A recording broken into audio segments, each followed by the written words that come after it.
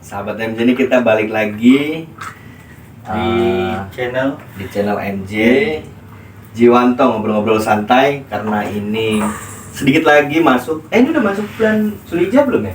belum Kayaknya kayaknya dikit lagi masuk ya? Iya, di pertengahan lah. Gimana kalau kita ngebahas kurban? Oke, boleh.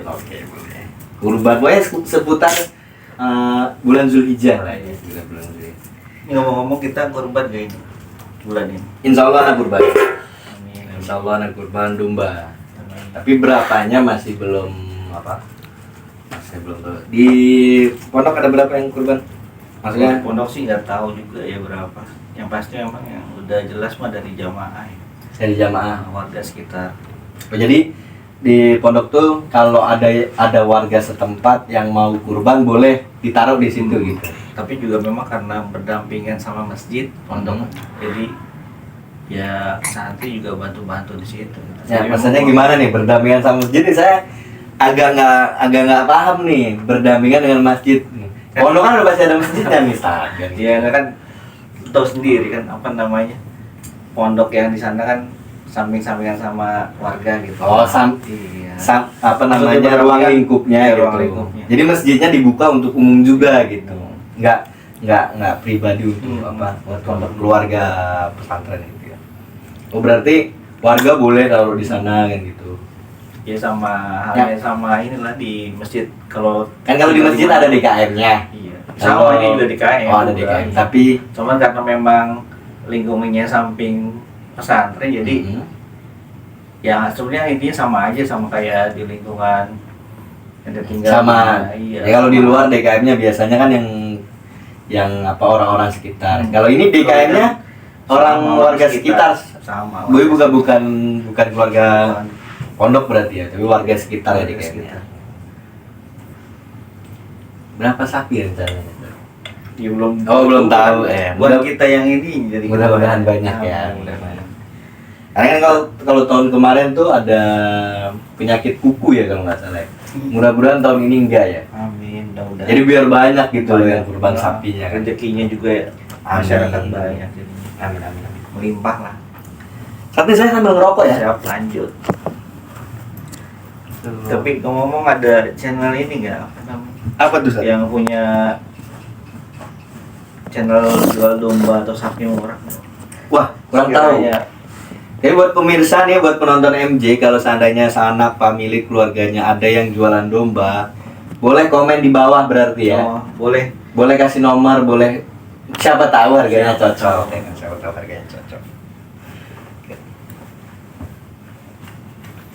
Kalau saya kebetulan nggak di Jabodetabek nih, Sat. Jauh gitu. Di Sukabumi nyari yang murah ya, saya. Iya, emang rata-rata kalau misalnya kita pengen nyari murah harus Harus ke daerah ya. harus ke daerah ya, ke peternaknya langsung ya. Biasanya berapa tuh? Mungkin 1,5 juta juga dapat kali ya, kalau ke daerah ya. Kurang tahu, kemarin saya dapat di bawah 2 juta, cuman satu lebih lah, Sat. Di bawah 2 juta. Yang biasa kita kalau di sini 2 juta ya. Karena itu langsung ke peternak ya. Karena kan udah tangan keberapa gitu, jadinya Ya. kita juga ya namanya penjual nyari untung. Kayaknya Ustaz kalau ngejual Ya, kambing apa sama. gimana? Kayak antum juga Oh. penjual juga. Saya ini kita jadi penjual juga. Enggak Oh sih, iya, ini pembeli aja kalau saya mata. apa tadi? Sebenarnya kalau berkurban itu dilihat dari gemuknya atau dari nyawanya atau dari apanya sih sebenarnya? Ini harusnya saya yang nanya, bukan Kan- antum yang nanya nih, Ustaz. Wah. Harusnya nih kapasitas antum yang harus jawab gitu. Iya. Sama aja lah kita. Kalau Hmm. ini kalau ngaji itu kan memang dijelasinnya tuh memang kurban itu yang dihitung nyawanya kan gitu. Kalau saya kecil gitu, kalau saya ngaji TPA itu kan tahunya kalau kurban tuh dihitung bulunya. Iya. Iya, saya juga taunya gitu. Dihitung. Semakin banyak bulunya, Makanya semakin besar itunya Oh, domba berarti dagingnya. domba pahalanya banyak loh kan, bulunya banyak. Iya. Oh, Jadi ternyata nyawanya. nyawanya. Yang lebih penting tapi niatnya sih kayaknya. Niat berkurbannya. Tapi kalau niat berkurbannya salah kan harusnya salah. Makanya itu kan niat tuh sifatnya kayak dia sama Tuhan yang tahu, dia sama Allah yang tahu kan. Terus nih ngomong-ngomong, kalau misalkan kita pengen berkurban, itu lebih bagusnya kita yang menyembelih juga atau memang kita nyuruh orang? Kan disunahinya kita yang menyembelih kan. Kita yang menyembelih. Sunah bang, sunah sih kalau nggak salah ya. Cuma kalau salah tolong dikoreksi ya. Iya.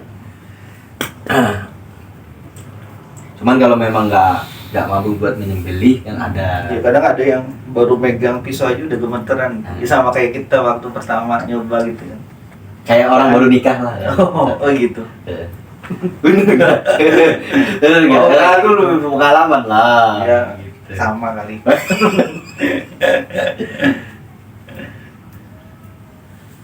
Tapi ngomong-ngomong udah pernah potong sendiri atau belum, Sat? Alhamdulillah, ini udah pernah. Alhamdulillah, ini udah pernah motong sendiri 2 kali kalau nggak? 2 kali. 2 kali. Waktu itu punya orang tua tapi punya orang tua saya yang potongnya. Gitu. Ya, daunnya suruh motong sendiri ya, lakuin aja gitu maksudnya. Yang penting kita udah niat, harus pokoknya diniatin dari sekarang nih. Niatnya. Soalnya kalau nggak diniatin kan kadang, wah ini buat kebutuhannya ini, kebutuhan ini, jadinya ada duit ke yang lain. Berarti apa tipsnya nih supaya orang ini bisa berkurban? Tipsnya apa kira-kira? Kalau menurut Anda mah gini, Sar. Jadi kalau ini ya apa namanya, yang udah pernah dilakukan gitu ya, kita buat celengan dulu, siapin celengan gitu. Jadi disiapkan celengan khusus untuk kurban nih.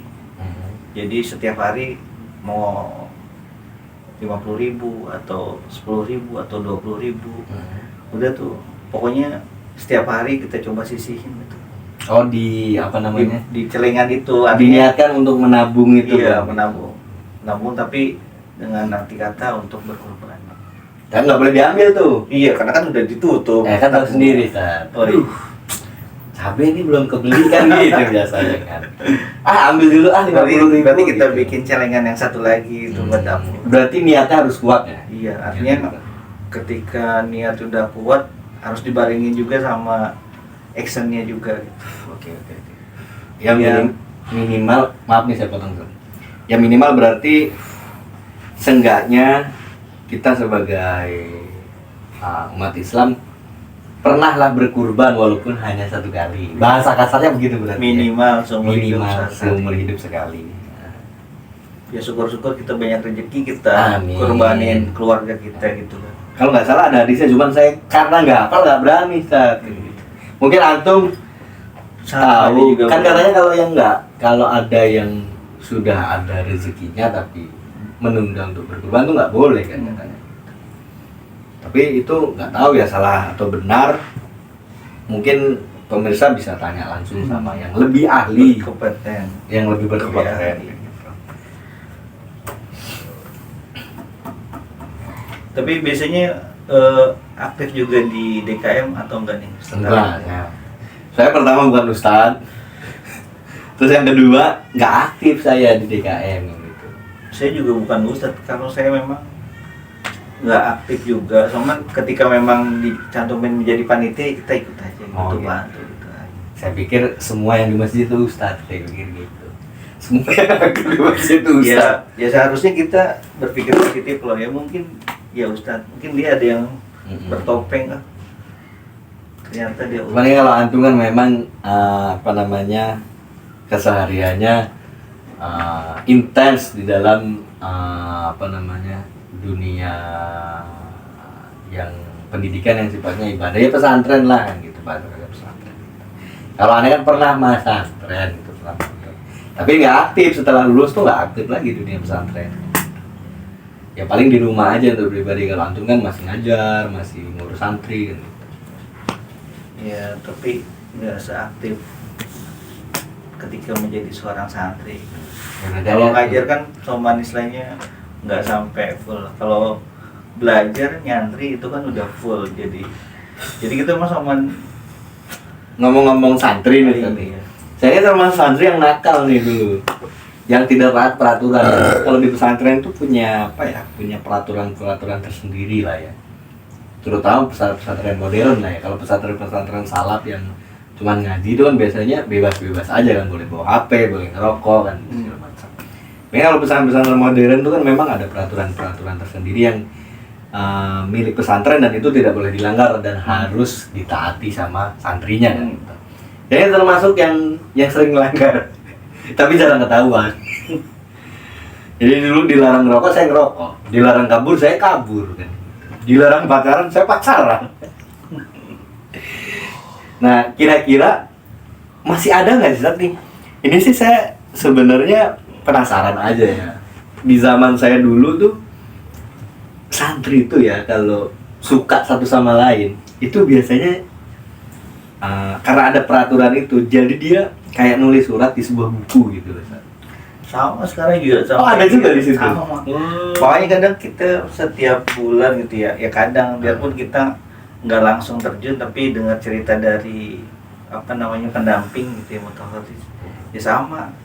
Jadi setiap bulannya atau berapa bulan sekali ada penggeledahan ke kamar-kamar gitu. Bos, masih ada ya pemeriksaan Jadi diam-diam kita geledah ya ketemu ya ada. Ya mau yang laki-laki atau yang perempuan ya tak ada. Akhirnya ya udah ketika ketemu kita panggil tuh si santri ya. Tapi nggak dinikahin ya Sat? Ya enggak. Kirain. Mungkin dia bisa ke depan. Soalnya itu pengalaman saya maksudnya gitu.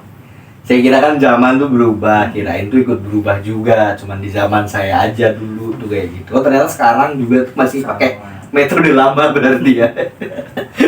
Berarti saya tuh nyebutnya tuh metode lama kadang kalau lagi kumpulan sama teman-teman. Nah, saya juga melenceng nih. Dan teman-teman banyak yang ngajar, lulus pesantren, ada yang jadi ustadz kan gitu. Kalau saya malah nggak ke situ sama sekali, ngajar nggak bisa kan gitu. Jadi ustadz apa lagi? Tapi buktinya sekarang banyak jamaah. Mana ada jamaah? Itu gaming. Oh itu isa gitu. Oh, bisa. Kan itu jamaah juga itu. Ya Sambil bermain mungkin, tapi ya. Tapi Tapi gara-gara jadi santri saya jadi nggak bisa ngomong kotor. Jadi kalau saya ngomong kotor tuh banyak yang komen gitu. Tapi ya nggak apa-apa ya. Memang kita harus harus kasih contoh yang baik ya memang. itu gimana ceritanya Nat? Bisa buat YouTube. YouTube dan subscribe-nya udah lumayan.